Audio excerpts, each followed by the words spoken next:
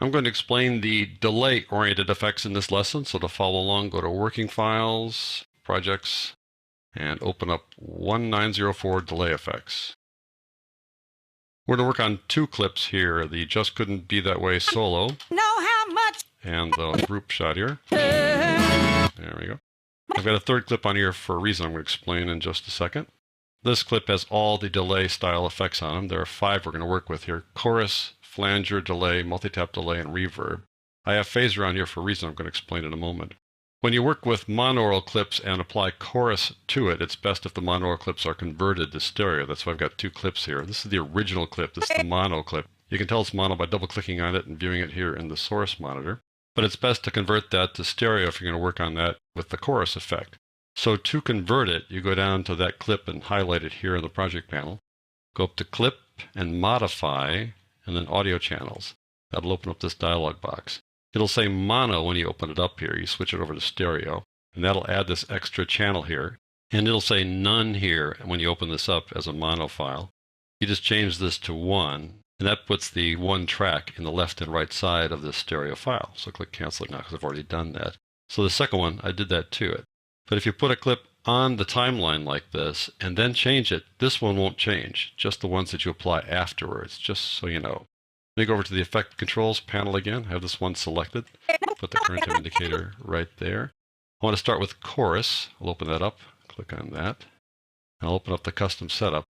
And if you take a look at this, you might go, it looks familiar. Why does it look familiar? Let me pull this thing out so you get a better look at it. Hang on a second, hold on the controller command key, pull this out. I'm going to stretch this out quite a bit here so you can see more of the real estate there. And I'm going to open up the phaser. Take a look at it. And lo and behold, it looks very familiar. The controls for the chorus effect and the phaser effect are exactly the same, with the only difference being the extent of the delay. If I go over here, the extent of delay for the phaser is 4 milliseconds. The extent of delay for chorus is 25. And if I go down a little bit farther and take a look at flanger, it too has the same setup, only difference being its delay, which is a maximum of 20 milliseconds. They all have the same front end, they all have the same interface, but there's something different going on behind each one of them.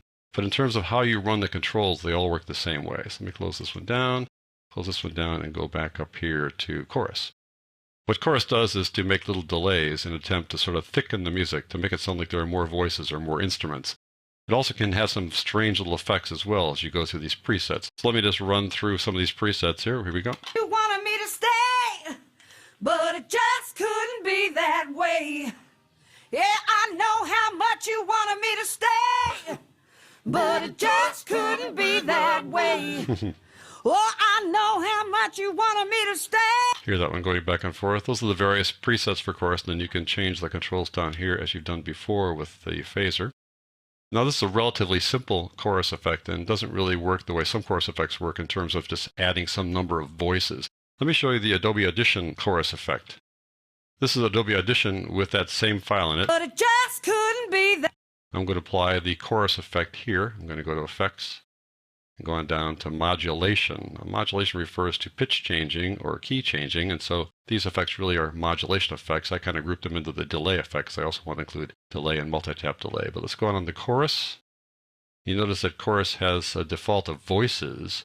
If I go down here and say 5 voices. That way. Yeah, I know how much.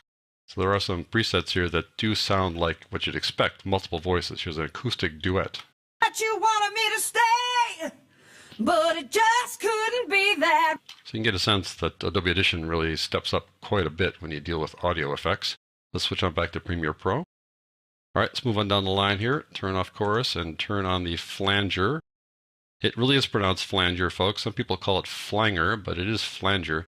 It's based on old reel-to-reel tape drives. Back in the 60s, folks would set up 2 playback machines, 2 reel-to-reel playback machines, all going to one recorder. And then somebody would stand next to one of the machines or both of them and put their finger on the flange. That's the thing that holds the tape. And I would slow it down for just a moment to give you kind of a warbly sound. Let me just go through a few of those presets for you.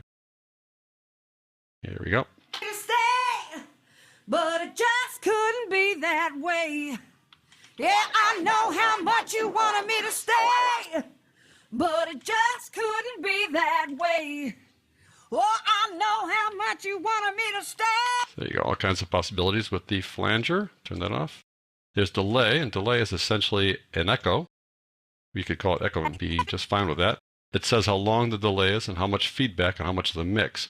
The feedback says how much of the delay gets mixed in. If you have a lot of feedback, then it just builds and builds and builds and gets kind of crazy. Let me just play this for a second here. Me to stay, but it just couldn't be that way. So you see it repeats once, essentially. Now if I take the feedback up a bit, we'll try that again.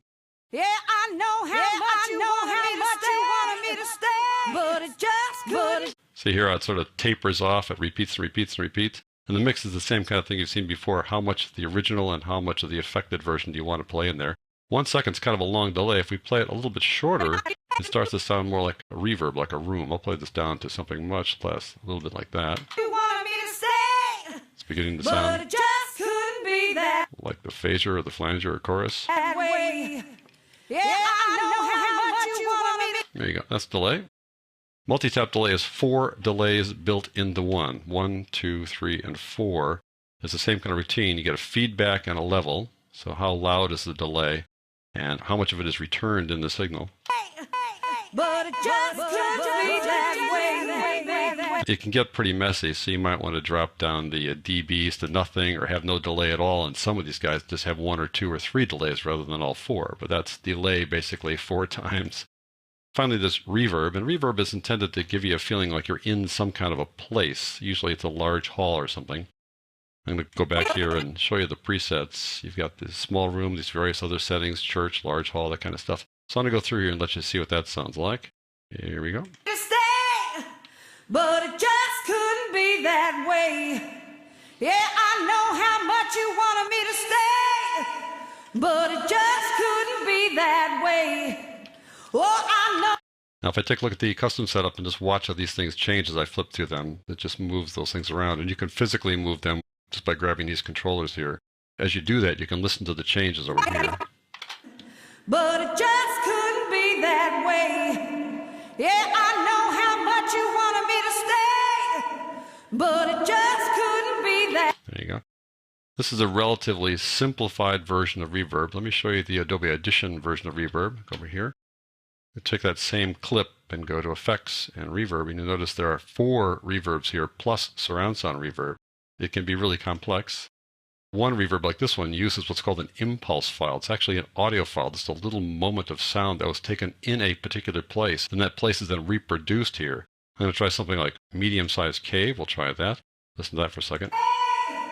But it just couldn't be that way. And there are several other kinds of reverbs available inside Audition. Let me switch back to Premiere here. I want you to listen to what the reverb and flanger sound like when you've got a full instrumental group going here. Try flanger here first, turn that on, go through some of the presets. All of my love in return. I never said that's what I wanted.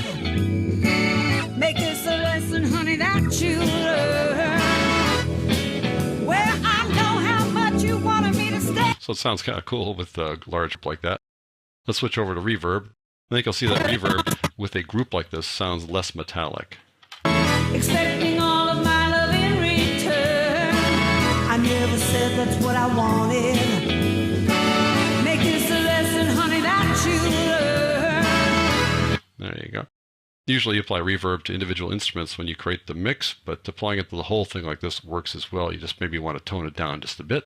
Nevertheless, that's just a basic rundown on the delay-oriented effects here in Premiere Pro.